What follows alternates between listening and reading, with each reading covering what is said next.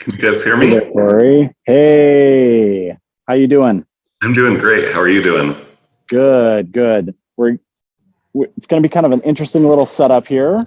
Sweet. So, um, okay, so got a microphone here. You can hear me okay, right? Yep. All right, so I need to use this microphone so that they can hear me okay. Sweet. All right, folks, it is time for our presentation of the evening. So this is Mr. Cory Reese, who's joining us all the way from Utah. I believe Utah tonight, right? Yes. Yeah, Utah tonight, yep. So, Cory, welcome to the Upper Midwest Trail Runners annual Awards Fest. We have a little bit smaller crew tonight, obviously, with the pandemic and stuff like that. Things are still a little bit reduced in that. And it's going to be a little bit of an awkward setup. So they're all looking up there at you. Okay, sweet. Okay? So Perfect. I'll probably be looking at you back here, and I'll be standing at the back of the room here, just logistically how our audio-video setup is done. Sweet. So thank you so much for joining us. Really appreciate you taking a little bit of time tonight. We are using the free version of Zoom, so we're limited to 40 minutes no matter what. So let's start with just a brief introduction, though. Many people know you from your writings, the various books that you've written, Nowhere Near First, and Out of the Furnace and Into the Dark. And so, but why don't you just kind of give us a brief introduction of who Cory Reese is and what you've been up to? I would love to. Thank you guys so much for inviting me to join you. I really tried to make it work to be there tonight, but work stuff, I couldn't swing it. So I'm happy to be here like this. Yeah, that's a good summary. I got into this ultra running thing. I just realized I finished my first 100-miler 10 years ago, which is crazy. And so, yeah, I've been doing a lot of running stuff, and it's actually been really good. I love running, and I love writing, and I love taking pictures. And so this allows me to create or combine all of those things that I love into one thing. So when I'm not running and writing, I'm a social worker. I've been a licensed clinical social worker for almost 20 years. And I have a beautiful wife and 3 kids and 2 dogs that are punks. So yeah, that's kind of just a general overview about me. Jameson, you talked a little bit about some questions that you had. I wondered, would you like to go into those, or do you want me to give you kind of a little rundown about the Vol State and Stronger Than the Dark stuff? Yeah, so actually, if you could talk a little bit about Stronger in the Dark, because our first question kind of relates to that. So if you just kind of give a brief summary of Stronger Than the Dark, that would be great for folks. Sure. So I ran the Vol State 500K in 2019. If you guys have heard of the Barkley Marathons, it's put on by Laz, the same guy who does Vol State. He does a bunch of other races. He's crazy.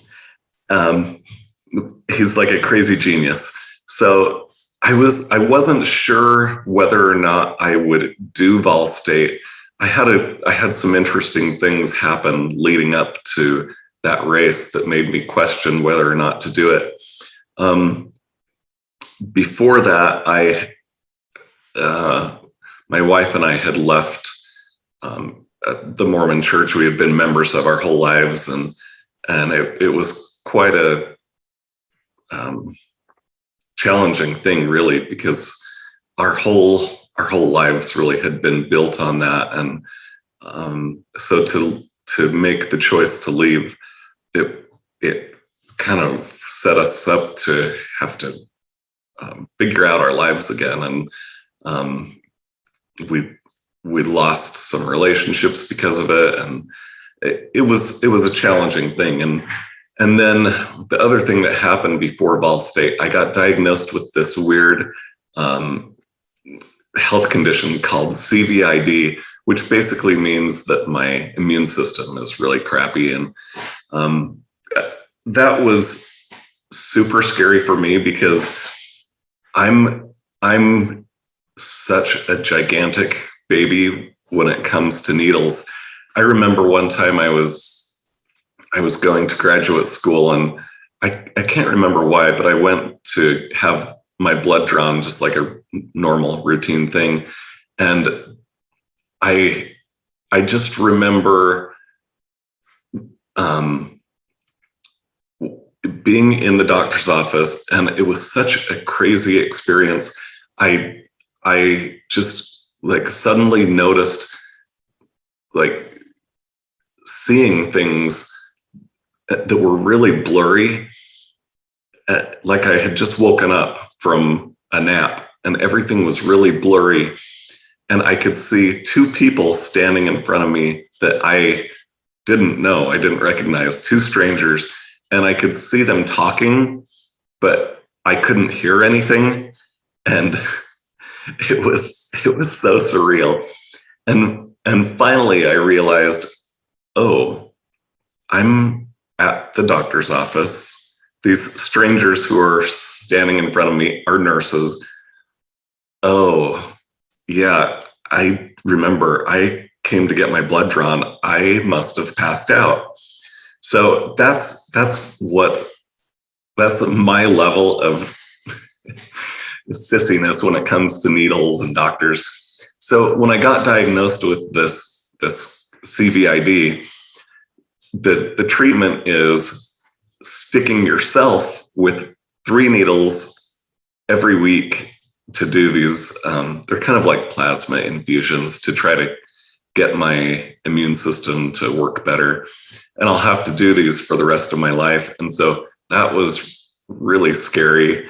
And it was actually also really discouraging because I kind of felt like my health was betraying me and taking away something that I loved, running, because these treatments, I don't feel very good for a few days afterward, and it's usually sore where I put the needles in. So I kind of rotate, like some weeks they go in my stomach, some weeks in my thighs, sometimes in my back.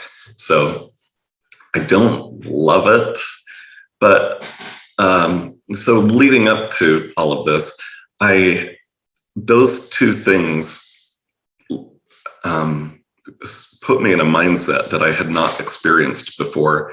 I've always been pretty happy, outgoing, optimistic, and I noticed things starting to shift. I just got in this mind funk, this depression that I had never experienced before, and it was really surprising. I guess I had gone to school for studying things like this. I had worked as a therapist. I have experience with depression, but it was so different experiencing it for myself. And I think it was those couple things that kind of just caused that shift. And so going into Ball State, I wasn't sure, one, if I should even try it physically, because I had started these infusions. I wasn't able to really train like I used to. And but I kind of hoped that maybe being out on the road for 10 days or less. So the race is 314 miles. You have 10 days or less to do it. And I kind of hoped that time would create some clarity and give me some answers with things. So it did, not exactly in the way that I thought it would. So the way that this race works is you're given a route and then you just go until you get to the finish line. So you sleep when you need to sleep, wherever you can sleep, you eat whenever you come across a Taco Bell or a gas station, and that's right up my alley. So I was super excited about that. I had a few experiences that stood out to me. I did almost the whole race with my friends Jeff and Carol Manwaring, and they had done the race before, so they knew more about it. I was just a rookie. It was my first time, and so I read that most people just have the clothes that they're wearing because there's no aid stations, there's no crew, no support. So you just pack what you can pack, and that's all. So most people just wear the clothes that they're wearing the whole time. And I thought, okay, well, that's what I'll do. And most, like, the blog reports that I read, like, people would say that they went into gas stations and like rinsed out their clothes in the sink, or some people would get a motel room and sleep for 3 or 4 hours and rinse their clothes out there. So I thought, okay, well, that's probably what I'll do. I didn't plan to stay with Jeff and Carol the whole time. It just worked out that way. And so I think it was maybe the third day of the race, and they had a motel room booked already. And I called to see if I could get a room there too. And they said, no, we're sold out. So Jeff and Carol said, well, there's 2 beds in here. Do you want to sleep on the other bed? And it was so hot outside, and I just couldn't resist the lure of air conditioning. So I said, okay, yeah, I'll do that. So we get into the room, and Jeff and Carol said, okay, here's what you do. You go take a shower, rinse out your clothes, and then, like, put on your spare set of clothes and leave the ones to dry while we take a nap for 3 or 4 hours. And I said, well, I didn't bring extra clothes, so I'll just wrap a towel around myself and then just, like, get into my bed. And Jeff said, well, I have a clean pair of underwear that I haven't wore yet. Do you want to wear those? And I thought, this is about to take our friendship to a different level right now. So I agreed, and so we're all just, after we had taken our showers, we're sitting there on our beds in our underwear, comparing blisters, and it was great. I slept great for those couple hours. So we woke up, and I don't know what I was expecting to happen after this, but it wasn't this. This is not what I expected or hoped would happen. I guess I hoped that I would just give Jeff his underwear back, and he would put them in his pack, and we would just not ever talk about it ever again. But I handed him his underwear after our nap, and he just put them right on right then. And I don't know, like, I guess, but yeah, we're like underwear brothers now or something. I don't know what the term is, but so one other thing that really stood out to me was, I think on the third night we were out walking. We would go all night, and it was maybe like 3 a.m. and we were all sleepwalking, and Carol said, maybe we should take a quick 20-minute power nap. And both me and Jeff were like, immediately, yes. So we laid down, we went off and found this cement pad far enough away off the side of the road that we were safe. And we laid down, and I'm telling you, this was like a 5-star hotel. It felt so comfortable, and I put my hydration pack under my neck, and it just was a perfect pillow. And I looked up, and there were a billion stars. It looked like it was snowing. It's just so many stars, and frogs croaking and crickets, and it was just such a peaceful experience. And I I didn't want to forget it. Like that, it was a feeling that I wanted to bottle. And I looked over and saw a rock that just laying next to me. And so I grabbed the rock and put it in my pocket just because it was something that I didn't want to forget. So let's fast forward a little bit. I can come back and if you have other questions, but I think it was the 7th day. We were around mile 273, and we had just left a motel room where we had stayed for a couple hours to take a nap. And so we got out on the road again, and I couldn't walk. My feet hurt so bad. The blisters that I had birthed were gigantic. I had like really super painful neuropathy. It felt like walking on hot coals, and I just didn't know what to do. I had been trying to patch blisters all along the way, and I just couldn't keep up. My feet were a mess. And Carol said, "Do you want me to help with your blisters? I have lots of experience. I can help you." And I thought, well, I've already worn your husband's underwear. I can't ask you to do that. But really, the bigger thing is I just hate asking for help. I don't want to be a burden. I want to be able to do things myself. I want to be self-sufficient. I don't want to ask for help. I don't. But I was so desperate that I finally agreed. And so I sat down on some steps, and Carol sat down, and I felt the rock in my pocket when I sat down. And so Carol started working on my feet, and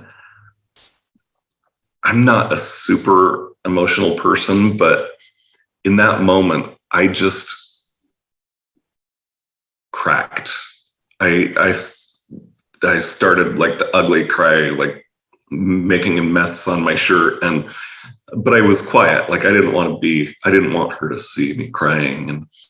And part of it was that my feet hurt really bad, but part of it was just such a raw vulnerability of letting myself be helped and seeing that other people want to help. And I just noticed how it just was a sensation that I had never experienced before. And she looked up and saw me crying, and Carol is just such a wise, empathetic person. And so then she looked back down to keep working, and I could see tears coming down her eyes too. And it was so powerful for me to see that vulnerability is actually what connects us to each other. And so I think that is why, like, that's why I went to run Ball State, was that lesson right there.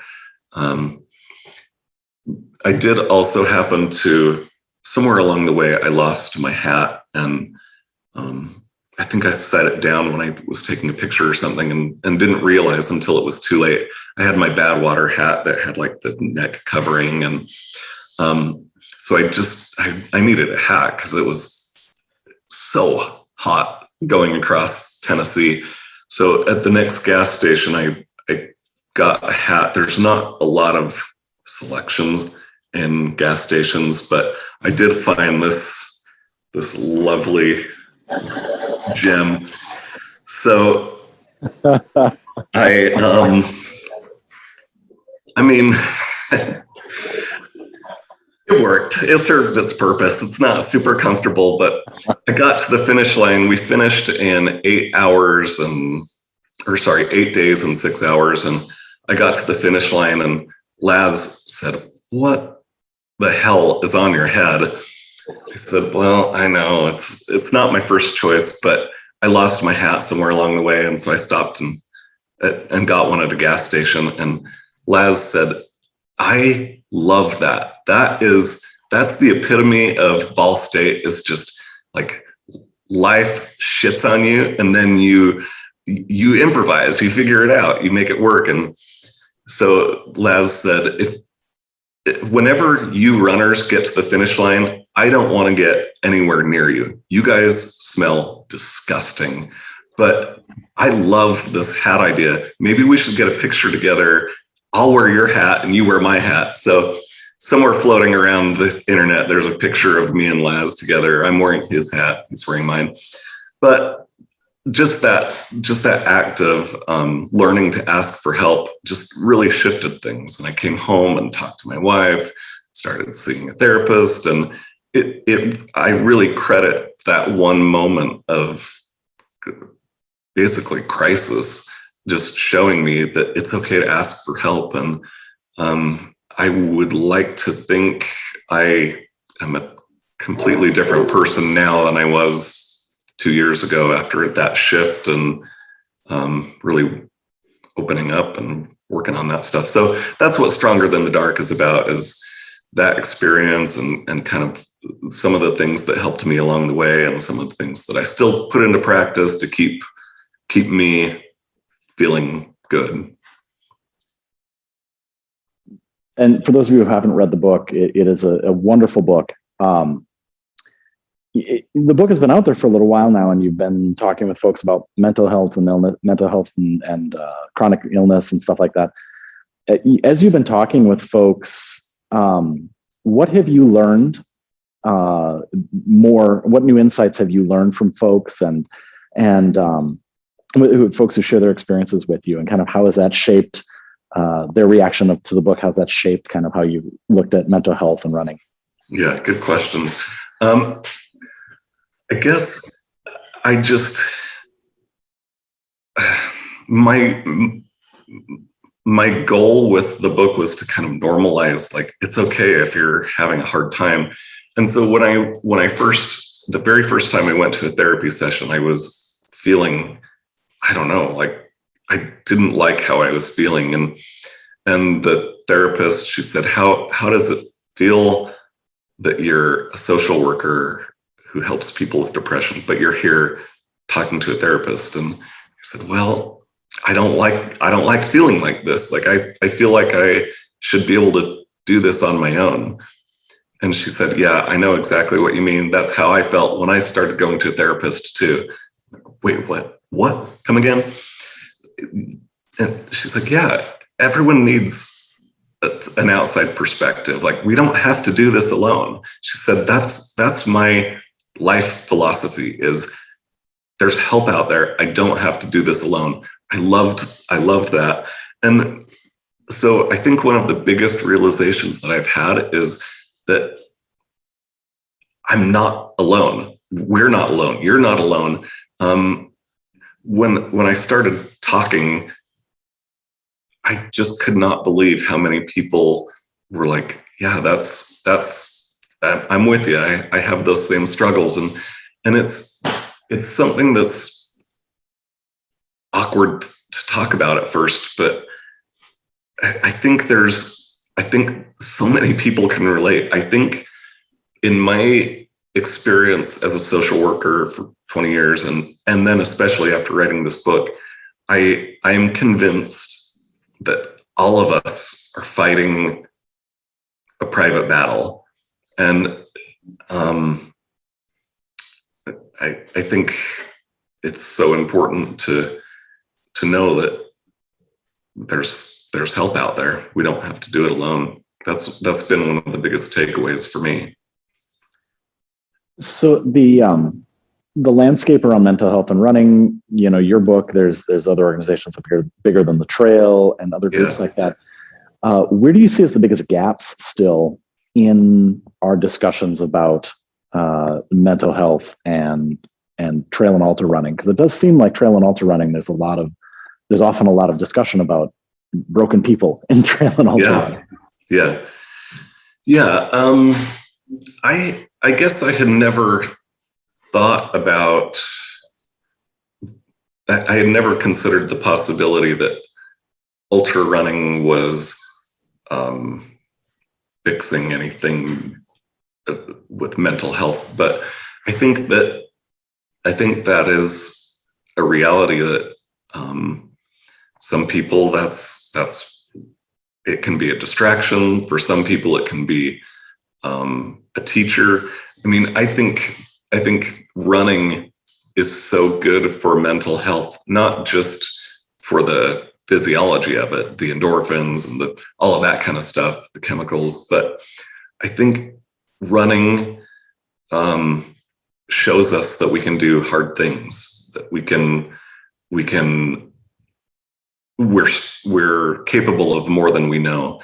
And I think those are skills that if we're aware of them, we can use those and apply them to when we're going through hard times, to know that it'll get better. There's light at the end of the tunnel.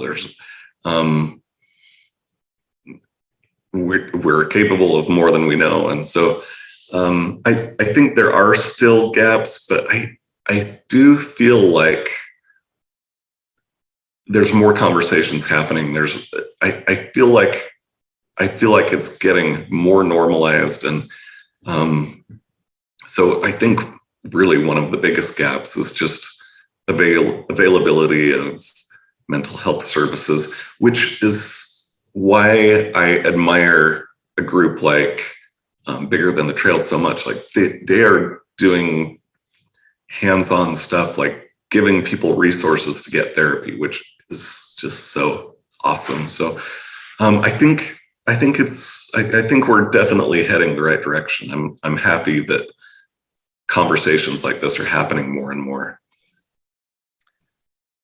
So additionally, you had this diagnosis with this illness. I'm forgetting the acronym now. It's CVID, stands for CVID. Common Variable Immunodeficiency Disorder.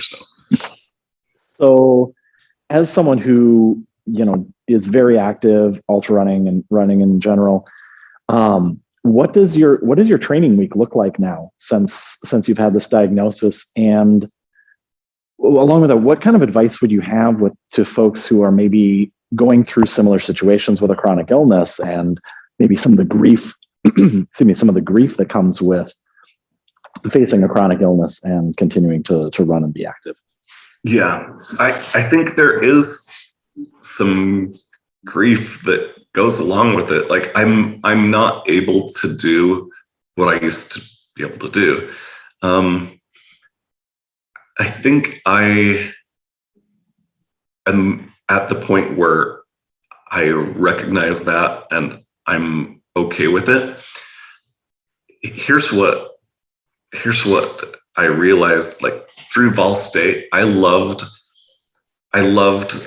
being able to do things my way. I loved the lack of pressure. Like you don't have to go fast. If you need to rest. Like it should be fun.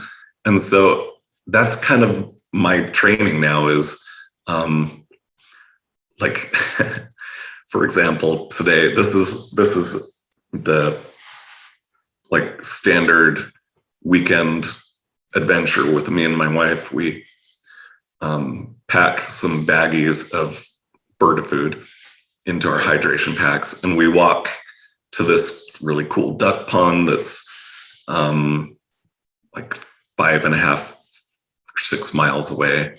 And then we feed the ducks, and then sometimes on the way back, we'll stop at a gas station and get a fountain drink, or stop at a coffee shop and get coffee, and then keep walking. And so we're out for 3 or 4 hours. It's totally casual, no pressure. And I love it. That is training that I love. Let's see, yesterday I went out on one of my favorite trails, the Moore Cowbell Trail, and I could not run it as fast as I used to be able to, and I took lots of walk breaks, and I don't care. Like I just love being outside, and I'm actually really proud of myself. I've learned how to listen to my body And so I think that's the advice I would give is listen to what your body is telling you. And it's okay to improvise your plans and just do what you're able to do and enjoy it. And I mean, there's still so much joy and happiness that can be found going out doing what I'm doing, even though it looks different than it used to. So we only have a few minutes left here. What is next for Cory in 2022? I'm sure that I will do some of these just self-supported or solo things. Last weekend I had a goal to walk to all of there's a Maverick, a gas station chain called Maverick in Utah, which I love. And so there's 12 Maverick gas stations in southern Utah. So those are over the course of, like, I figured out a route of 43 miles where I could hit all of them. So that I did that on Saturday. And so I drank a lot of Dr. Pepper and had quite a few burritos along the way. So I'm not signed up for anything. I'll probably just, I don't know. I kind of like the lack of pressure, like where I can just do whatever I want. So I really like these solo runs where I come up with different things that are different and keep me interested. Race wise, I don't know. I think I really like the 50-mile distance. I just never run them because I've been doing hundreds, but I think I'm going to shift more toward the shorter things. So I'm excited about that. Well, so, we did get one question written in by one of the audience members, and if we have time, we'll see if we can do another question. The question they had was about your cruise ship, 100 miler, and how long was the loop, and how did you prepare for that? And something like that monotonous, that many loops. Yeah. I thought that would be pretty easy to run 100 miler on the deck of a cruise ship, like no elevation gain, like you just go. It ended up actually being harder than I thought. So it took 16 loops to make a mile. So 1,600 loops later, I finally finished, but it was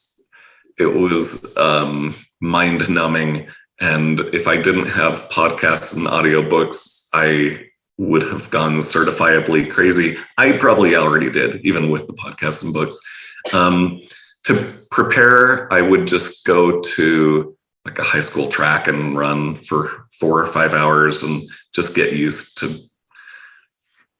kind of disconnecting from my thoughts and just listen to music or a book. So that worked.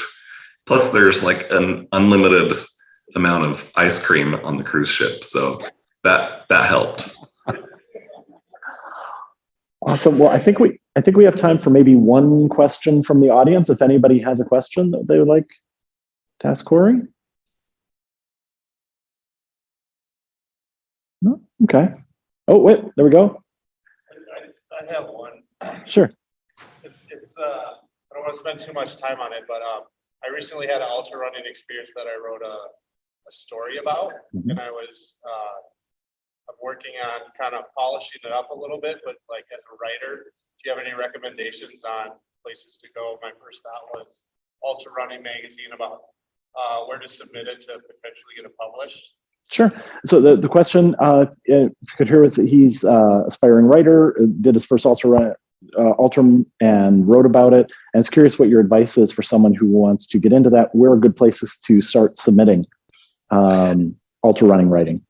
Good question. I'm a big fan of blogs. I think that's a good way, like, to get your writing out in front of people.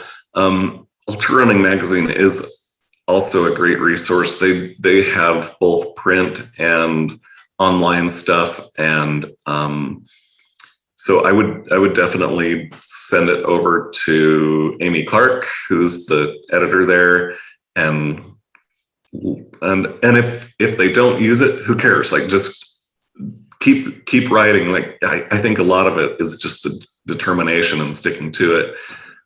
Trail Runner magazine, you could send stuff to. I haven't formally announced it yet, so you guys are like some of the first people to know, but I've written for Ultra Running magazine for 6 years now, and this next issue, the December issue, is going to be my last. I'm retiring from the magazine, so just because I feel like I'm kind of I'm not as involved as I used to be, and so I thought it would be a good time to pass the torch to someone else. So yeah, there's definitely opportunities there. I would get in touch with them. All right. Well, I think we are just about out of time. So Cory, thank you so much for taking some time here tonight. This has been wonderful. This is a little unique to what we normally do. Usually we try to get people here in person, but honestly, this is an awesome way to have someone like you able to join us. So this has been a real pleasure. Thank you very much, and have a good evening. Okay, thanks. See you later.